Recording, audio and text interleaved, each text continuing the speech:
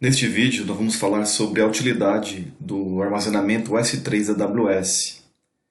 O Amazon S3 ele é um armazenamento de objetos criado para armazenar e recuperar qualquer quantidade de dados de qualquer local da internet. De onde você estiver, você consegue acessar o S3 para poder fazer o upload ou fazer download de arquivos, enfim, armazenar arquivos nesse serviço. Então, ele é um serviço de armazenamento simples, oferece uma infraestrutura de armazenamento físico de dados com grande escalabilidade, né? Então é um custo bastante também reduzido, bastante acessível. O que eu posso fazer com o AWS S3? O Amazon S3 ele disponibiliza uma interface web, né, um web service simples, que pode ser usada para armazenar e recuperar qualquer quantidade de dados. Então, a qualquer momento, qualquer hora, de qualquer lugar na web, você consegue recuperar os seus dados. Com esse web service, os desenvolvedores podem criar facilmente, por exemplo, aplicativos que usam armazenamento da internet. Então, uma pasta para armazenar anexos é um exemplo. Como o Amazon S3 é altamente escalável e você só paga pelo que usa, é possível começar com um porte reduzido. Você começa pequeno e vai expandindo o aplicativo da forma que você desejar, sem comprometer o seu orçamento, né, principalmente. Também não compromete a performance e nem a confiabilidade também dos serviços em guardar os seus arquivos. O Amazon S3 ele também foi concebido para ser altamente flexível. Então, armazene qualquer tipo ou volume de dados que você necessite. Tá? Então, se você precisa colocar 1 GB, você vai ter espaço, 1 TB você vai ter espaço, porque na verdade ele não te apresenta nenhuma limitação. Tá? Ele não te coloca um limite para você usar o tanto de gigas que você pode colocar nesse serviço. E você consegue recuperar a qualquer momento aí de desastres em caso de emergência. Você pode criar também uma aplicação FTP simples ou um aplicativo web um pouco mais avançado, né, semelhante a um site de vendas, como é um e-commerce, por exemplo. E você pode armazenar os seus arquivos, as figuras, todo o conteúdo estático, ele pode ficar no S3. Tá? Então o S3 ele permite que os desenvolvedores se concentrem na inovação e não descobrir uma forma de armazenar dados, ficar preocupado se aquele espaço, se aquele disco vai dar ou não até o final do projeto. Então, o S3 vem para tirar toda essa dor de cabeça, essa preocupação em como você vai armazenar os seus dados. Então, como é que você pode começar a usar o S3? Primeiramente, a gente vai falar um pouquinho sobre a questão definição de preço, os valores. Aqui no site da Amazon, eu venho em definição de preço do Amazon S3 e eu consigo ter uma ideia da definição dos valores de armazenamento. Tá? Existe um nível gratuito da AWS, então você consegue colocar aí uma quantidade, né? Acho que está aqui, até 5 GB de armazenamento, que é o padrão. Então até 5 GB você não paga nada, tá? Após o seu cadastro que você fizer e criar uma conta na Amazon.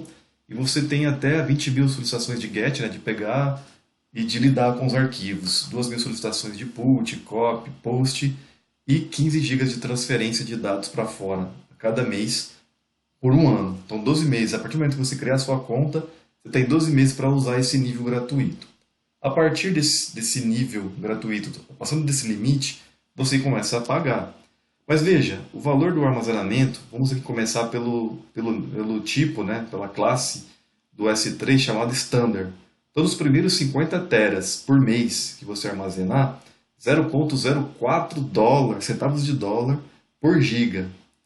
E assim, quanto mais você usar, mais barato vai ficar. Então, nos próximos 450 teras que você colocar por mês, vai cair para 0,039 cents de dólar.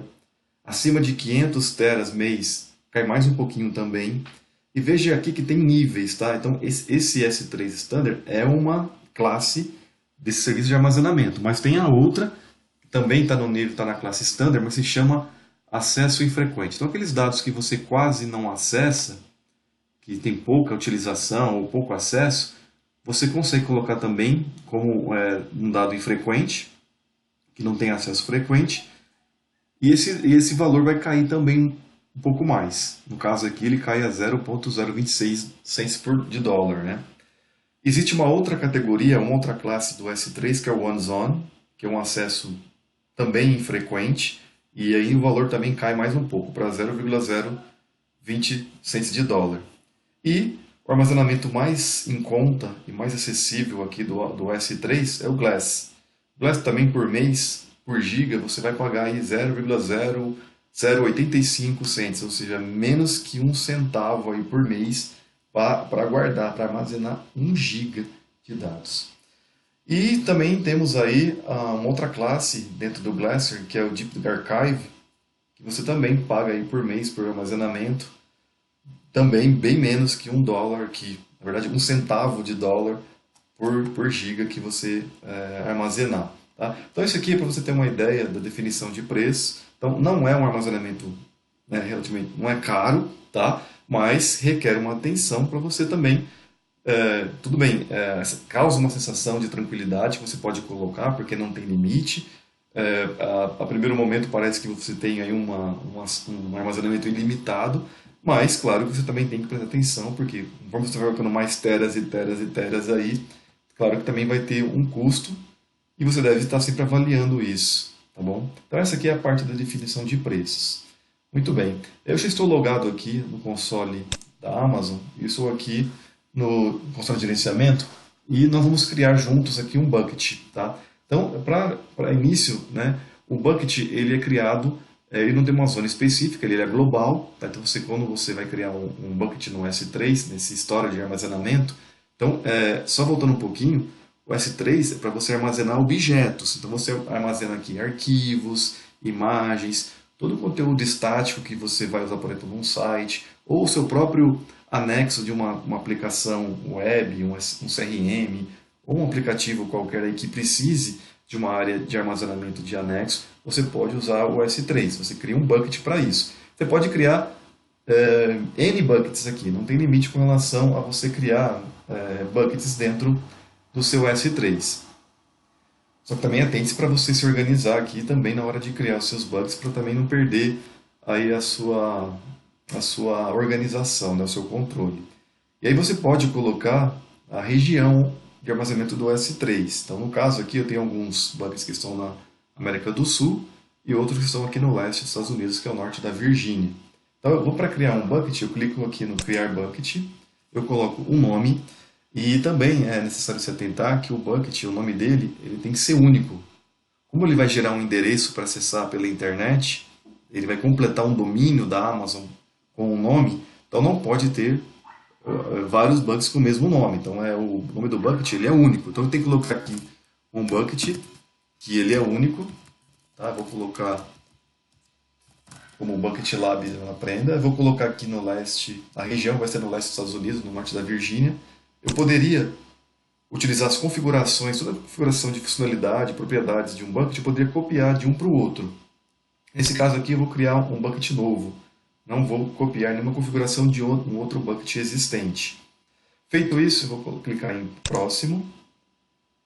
E aqui vem agora algumas funcionalidades das propriedades do S3. Eu posso então manter as versões de um objeto no mesmo bucket. Ele cria então um versionamento. Ou seja, toda vez que você subir um arquivo com o mesmo nome, ele não vai sobrescrever, ele não vai apagar o anterior. Ele vai criar uma versão nova, onde você consegue depois, lá no painel, visualizar essas várias versões de arquivos do seu S3. Então, se você marcar essa opção Controle de Versão, você consegue controlar, então, esse versionamento dos seus arquivos. Você também consegue, aqui embaixo, no Registro de Acesso Servidor, guardar logs de acesso. Quando eu marco, eu flago essas solicitações de log para acesso ao bucket, ele vai, então, armazenar uma auditoria, um log de auditoria, para guardar aí quem acessa, quem retira arquivos do seu bucket, e você consegue ter esse controle. As tags também para se organizar, como fosse uma etiqueta, né? Você colocar uma etiqueta aí no seu bucket para você identificá-lo. O registro no nível do objeto também, você consegue registrar a atividade da API, né? O CrowdTrail, né? Você consegue, se esses arquivos estão aí dentro, são realizados, eles são chamados através de uma chamada de API, você consegue também rastrear isso através do CrowdTrail. Uma outra funcionalidade também legal e tem a ver com segurança é a criptografia padrão. Você consegue, então, criptografar os objetos automaticamente quando eles são armazenados no bucket do S3.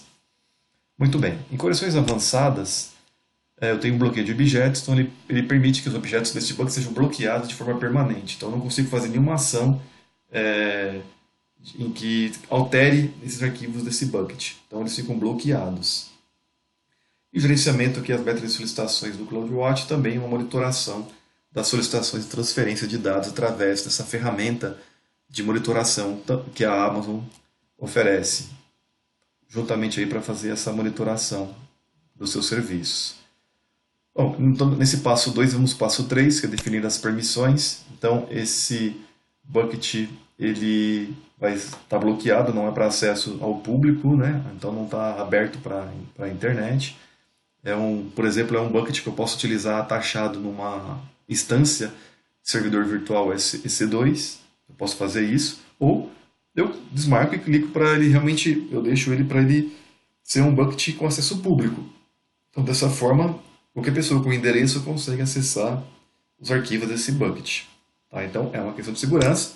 Tem que ficar atento se você deseja que o bucket seja criado dessa forma, com esse acesso público aberto.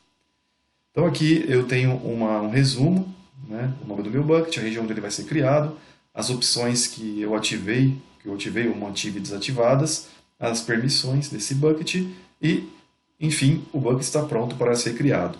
Eu vou finalizar então no botão Criar Bucket.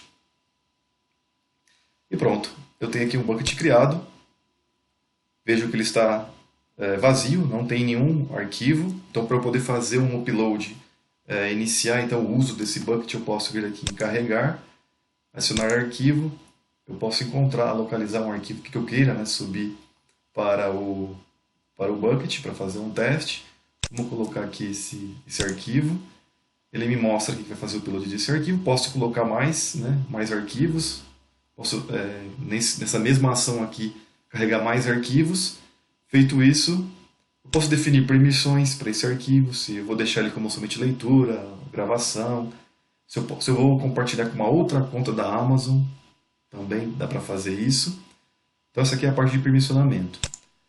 No ponto 3, aqui no passo 3, é a questão das propriedades. Eu posso colocar aqui, no caso, a categoria de armazenamento. Se ele vai ficar no S3 normal, ou seja, onde os dados são mais frequentemente acessados, ou posso mudar ele para uma outra classe, por exemplo, no Glacier, que ele pode ser arquivado aqui.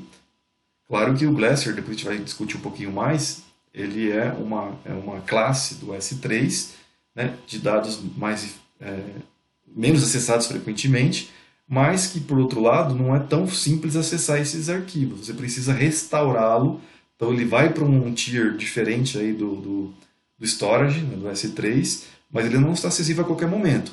Para você obter esse arquivo, é necessário que faça então a restauração do arquivo, então ele volta a aparecer lá no seu construtor S3 para que você possa ter acesso então ao arquivo. Então existem também valores para se recuperar esse arquivo de forma mais rápida ou mais lenta. Aí pode variar o valor dependendo da minha pressa, certo? Então o próximo passo é a revisão, carregar. Se bem que eu poderia ter feito esse processo muito mais rápido, né? Não poderia passar por esses passos todos, poderia ir no default, no famoso Next e Finish, né? Mas nós fizemos aqui o passo a passo para mostrar para vocês como é que se faz o upload. Então, voltando aqui para o console, estou aqui no dashboard, onde eu vejo o meu bucket, eu clico nele novamente, eu acesso o bucket, pelo console, como vocês podem ver, eu consigo fazer o upload ou download dos arquivos. Então, se quiser fazer o download, eu faço o download clicando nesse botão aqui, fazer download, ou posso ver aqui as suas propriedades, também copiar o arquivo para poder compartilhar com outras pessoas, isso também é possível. Posso criar um link e disponibilizo esse link para que pessoas possam baixar esse arquivo em específico. Clicando aqui em propriedades, eu estou vendo as propriedades do próprio bucket, não é do arquivo que está lá armazenado, estou vendo aqui o bucket. Então, eu posso controlar aqui e visualizar como está configurado o versionamento, se está ativado o versionamento, aquele registro de acesso ao servidor, quem está acessando o meu bucket para poder pegar arquivos. Posso criar uma hospedagem de site estático, então posso colocar todo o conteúdo de um site dentro do S3, de um bucket, e publicar ele. Por exemplo, pode ser lá no Route 53, eu publico ele como uma hospedagem de site estático, então eu posso publicar o meu site desde que ele não tenha conteúdo dinâmico, a partir do S3. Outras propriedades aqui é registro do nível de objeto, então eu posso registrar aqui uma atividade da API, né, no nível do objeto, isso vai gravar no CloudTrail, fazer essa questão de auditoria. Nesse caso aqui, essa propriedade tem custo adicional. Posso criptografar por padrão qualquer arquivo que eu jogar no S3, que eu fizer o upload para o S3, ele pode ser criptografado. Eu posso aqui na configurações avançadas bloquear um objeto, tagueá-lo, acelerar a transferência. Eu posso ter, por exemplo, arquivos muito grandes, acima de gigas de tamanho. Então, existe uma forma de você acelerar essa transferência de arquivos maiores. Também posso receber notificações de eventos. Toda vez que alguém fizer um upload, fizer um copy, fizer qualquer ação dentro do bucket, eu recebo também um evento, aí, um alerta. Tá? Ou também posso, aqui no último caso, que o solicitante, quem vai consumir os meus arquivos no S3, pague pela solicitação do arquivo. Também é possível fazer isso. Na aba permissões, ele mostra que o meu bucket não está liberado para a internet, então ele está bloqueado para qualquer tipo de acesso público. Eu poderia liberá-lo aqui no editar, eu venho e desativo isso, então meu bucket se torna público. Posso listar também os controles, se eu, por exemplo, compartilhei esse bucket com outras contas da AWS, eu veria aqui, poderia ver, né, quais contas foram compartilhadas.